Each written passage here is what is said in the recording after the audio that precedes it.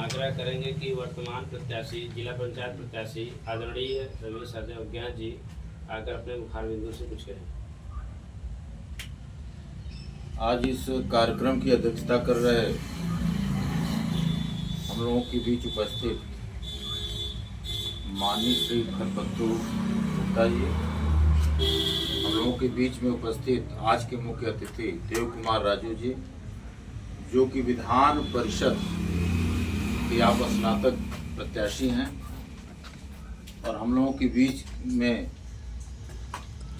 माननीय बनारसी फौजी साहब, और यहाँ पर उपस्थित सभी लोग, क्योंकि नाम लेने में बहुत वक्त लगेगा, और यहाँ पर उपस्थित प्यारे बच्चों एवं बच्चियों, महात्मा गांधी जी और लाल बहादुर शास्त्री का ऐसा संयोग था कि 2 अक्टूबर को ही जन्म होता है, और एक संयोग इनके साथ और भी बैठता है कि इनकी जो मृत्यु होती है वह भी जनवरी में ही होता है।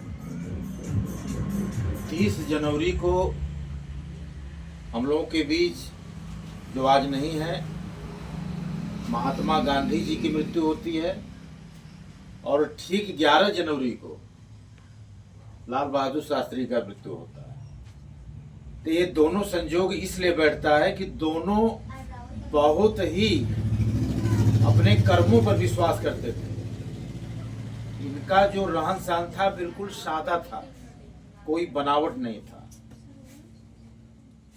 एक किलीचदार कपड़ा कभी नहीं पहने, ये जो भी था वो पहनते जाते थे, लोगों के बीच रहते थे। परिणाम ऐसा संयोग था कि 2 अक्टूबर को जन्म होता है और जनवरी में दोनों लोगों की मृत्यु होती है। हालांकि वर्ष में गैप होता है, लेकिन साथियों ऐसे समय लोगों का जन्म हुआ था जब भारत देश संकट में था। महात्मा गांधी का जन्म उस समय होता है, लाल बहादुर शास्त्री जी का जन्म उस समय होता है जब भारत देश स्वतंत्र था, लेकिन परतंत्रता की बेड़ी में बंधा हुआ था। लेकिन पूर्ण स्वतंत्रता जब इन्होंने प्राप्त कराया तो उनमें योगदान जो है महात्मा गांधी जी का था, और लाल बहादुर शास्त्री 3 बार ये जेल गए थे स्वतंत्रता की लड़ाई में, लाल बहादुर शास्त्री जी। तो साथियों, कहने का तात्पर्य हमारा है कि महान व्यक्ति सादगी का जीवन जीता है, चाहे किसी को भी आप उठाकर देख लीजिए, और सबके पीछे किसी न किसी महान महिला का हाथ होता है। वह कोई भी हो, चाहे वह माता के रूप में हो, चाहे पत्नी के रूप में हो, चाहे बेटी के रूप में हो, लेकिन अगर किसी भी पुरुष के पीछे पुरुष के महानता का अगर इतिहास लिखा जाता है तो वह महिला का ही हाथ होता है। पता है, आपसे कहना चाहूंगा कि इनका बलिदान ऐसे नहीं चला जाना चाहिए। आज कुछ लोग महात्मा गांधी जी को भी उल्टा सीधा बोल देते हैं, लेकिन साथियों वह व्यक्ति जब परतंत्र हमारा देश था तो अहिंसा आंदोलन इन्होंने चलाया, बिना किसी को गाली दिए, बिना किसी को मारे इन्होंने ऐसा आंदोलन चलाया, भारत छोड़ो आंदोलन चलाया कि कोई भी हिंसा नहीं हुई, लेकिन अंग्रेज जो है भारत छोड़ने के लिए मजबूर हो गए।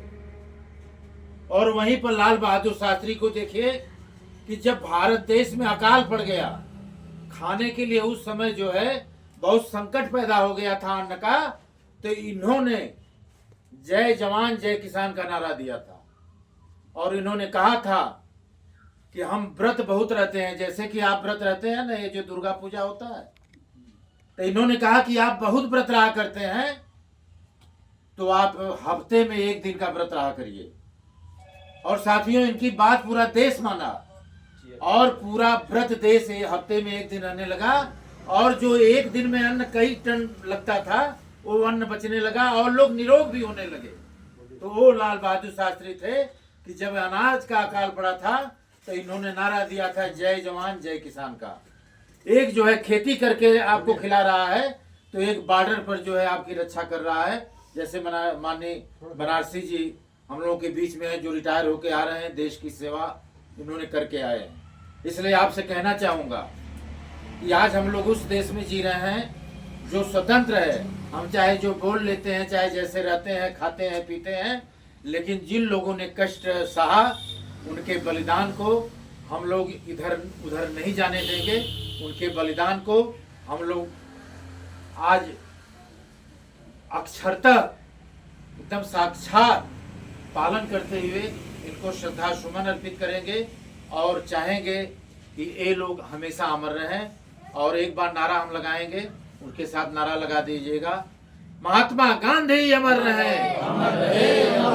थोड़ा सा